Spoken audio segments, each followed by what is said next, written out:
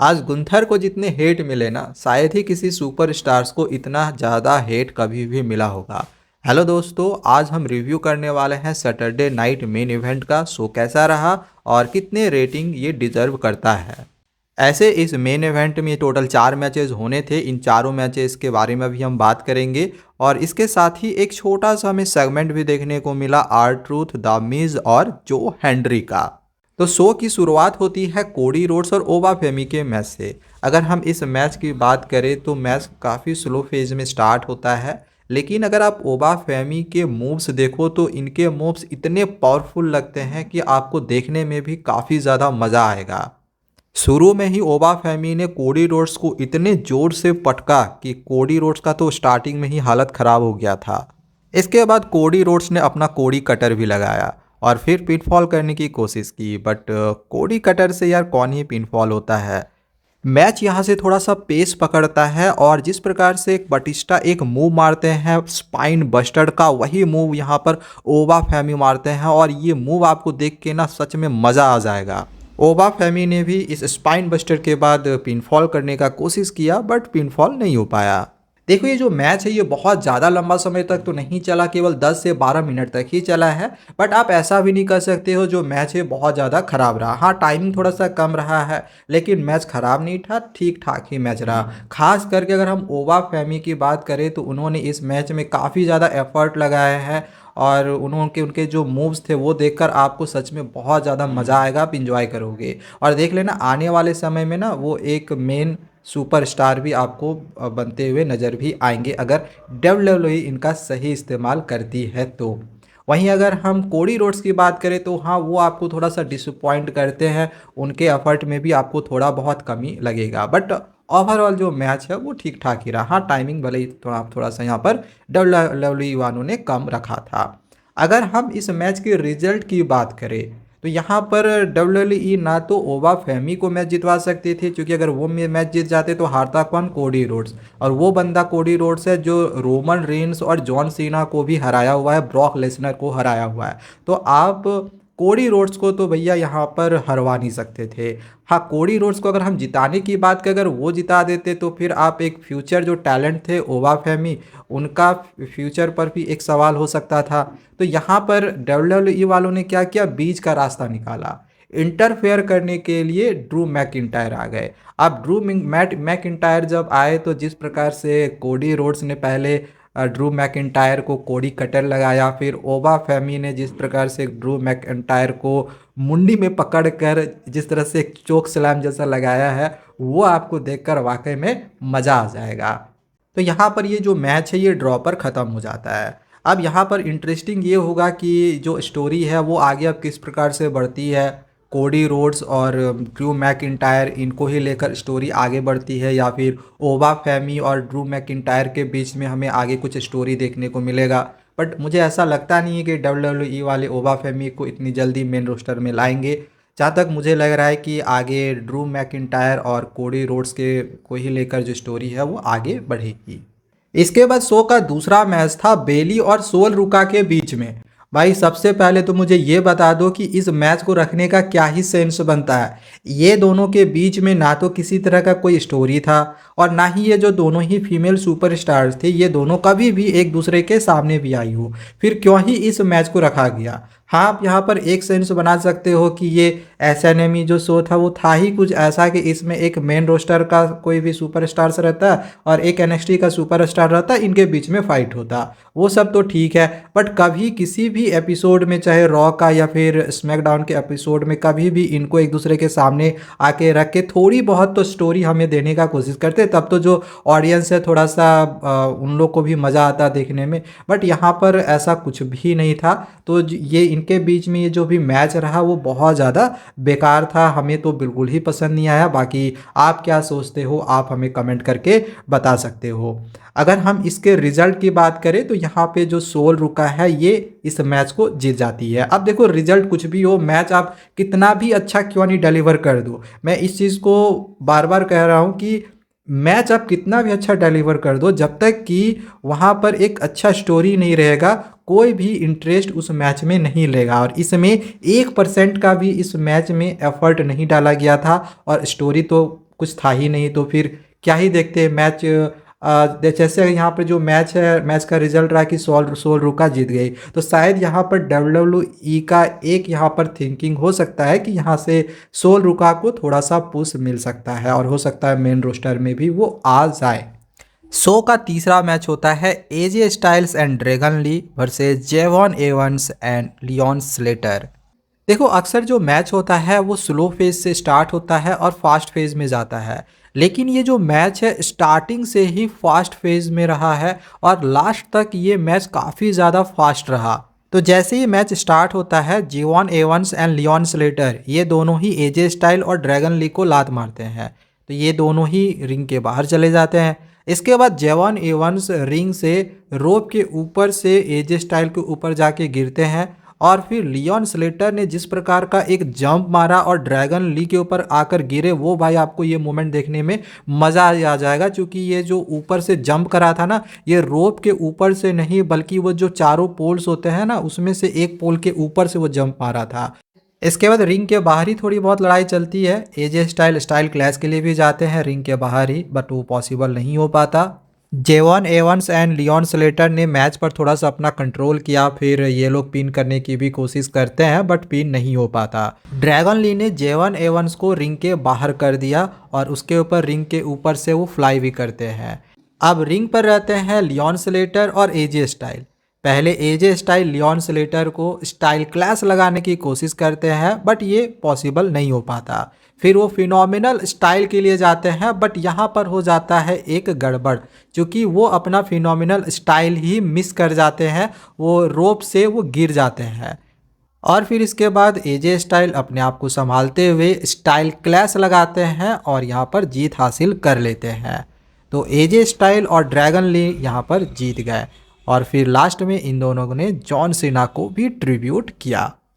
तो ओवरऑल ये मैच भी काफ़ी ज़्यादा अच्छा रहा। हालांकि मैच की लेंथ भले ही थोड़ी सी छोटी सी 10-15 मिनट का ही ये मैच रहा, बट मैच अच्छा था। बहुत सारे इसमें से भी हमें मोमेंट देखने को मिले। अब शो के मेन इवेंट से पहले एक सेगमेंट हमें यहाँ पर देखने को मिलता है। यहाँ पर स्टेफनी मैकमैन बात कर रही होती है और वो जॉन सीना के मैच को लेकर ऐसा बोल रही होती है कि दिस मैच इज तक बोलती है, वैसे ही पीछे से आवाज़ आता है ऑसम। तो पता चलता है कि यहाँ पर मिज का एक छोटा सा सेगमेंट था। तो देखो बेसिकली यहाँ पर होता क्या है कि मिज आके क्लेम करता है कि मेरे और जॉन सीना के बीच में बहुत सारे राइवलरी रहे, तो ये जो लास्ट मैच है ये मुझे मिलना चाहिए, न कि गुंथर को। तो इतने में वहाँ पर R-Truth आ जाता है और वो कहता है कि तुम्हें फाइट करनी है ना, तो मैंने निक ऑल्डिस से बात करी है, उसने मुझे एक बॉल दिया है, उसमें एक नाम है, तुम्हें उसके साथ फाइट करनी है। तो मिज ने जब उस बॉल को खोला तो उस पर जो नाम था वो था जो हेनरी का। तो यहाँ पर जो हेनरी का एक रिटर्न हमें देखने को मिला है। और इसके बाद फिर R-Truth और जो हेनरी ने एक छोटा सा मोमेंट दिया। फिर जॉन सीना का इन दोनों ने मिलकर एक नकल शकल लगाया मिज के ऊपर और फिर जो हेनरी ने मिज को चोक स्लैम जैसा कुछ लगाया और फिर मिज को इस तरह से तोड़कर बाहर कर दिया। एक छोटा सा सेगमेंट था, 5-6 मिनट का ही सेगमेंट रहा, बट बहुत ही अच्छा सा सेगमेंट था, काफ़ी मज़ा आया। शो का लास्ट मैच जो कि मेन इवेंट था जॉन सीना और द रिंग जनरल गुंथर के बीच में। देखो ये कोई टाइटल मैच नहीं था, बट अगर आप इस मैच को देखो तो आपको बहुत ज़्यादा मज़ा आएगा। बहुत सारे ऐसे मोमेंट्स हैं जो कि आपको इस मैच में मिलने वाले हैं।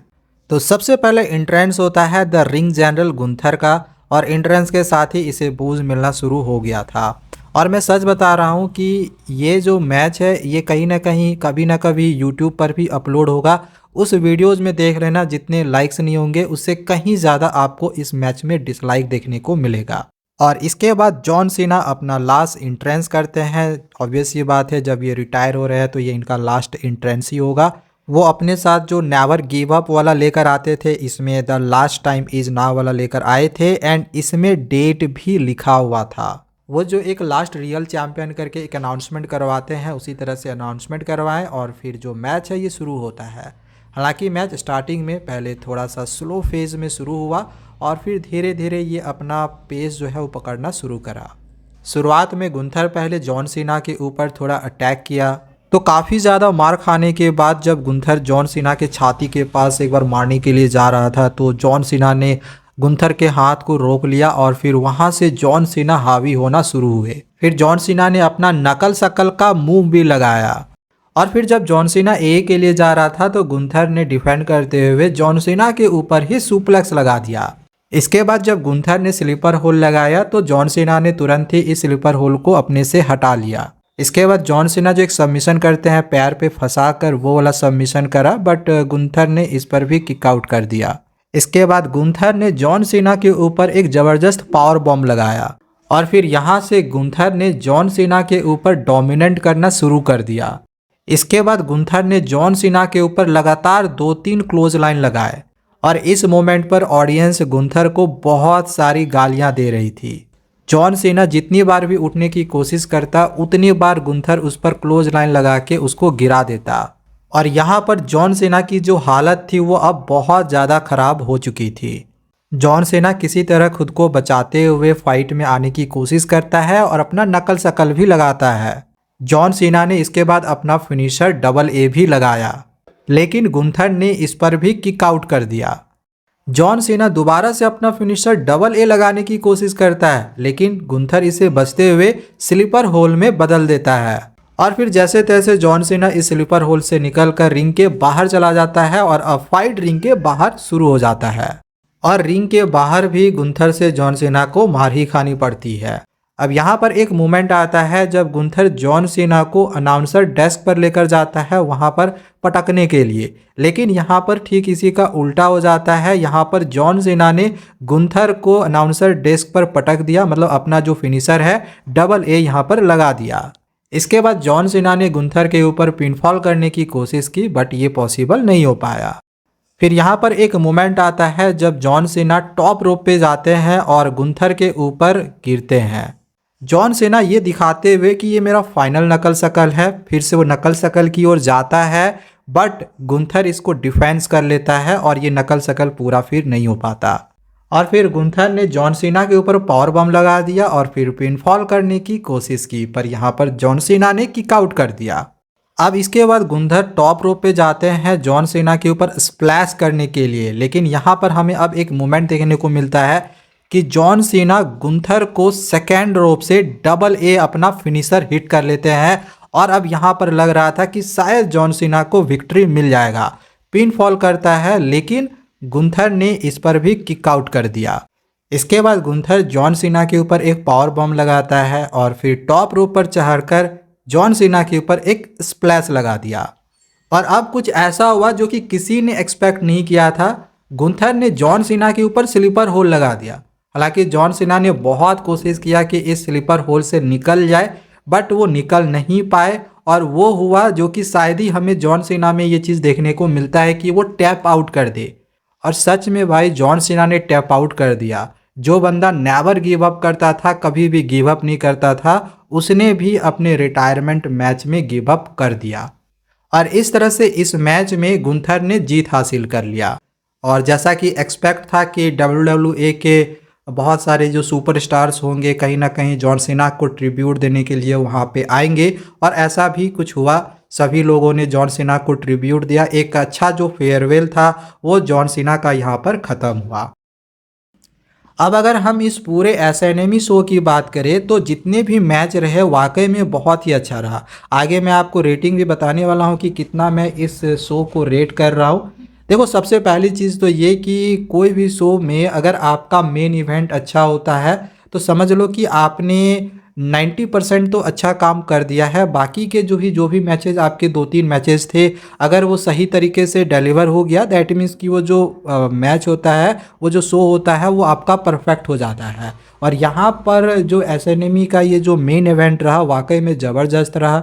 जॉन सीना ने भी अपना पूरा 100% दिया, गुंथर ने भी दिया। और अगर आप इस बात पे डिसअपॉइंट हो रहे हो कि गुंथर मैच जीत लिया और जॉन सीना हार गया है, तो देखो भाई, WWE के फ्यूचर के लिए ये चीज़ करना ही था, क्योंकि अब जॉन सीना रिटायर हो गए हैं, वो आपको WWE में देखने को नहीं मिलेंगे। हो सकता है कभी आपको किसी का हेल्प करते हुए जो कि मुझे नहीं लग रहा है कि ऐसा होना चाहिए, बट हो सकता है किसी का हेल्प करते हुए नज़र आ जा सकते हैं या फिर हॉल ऑफ फेमर में वो शामिल हो सकते हैं। बाकी एज अ रेसलर वो अब आने वाले हैं नहीं।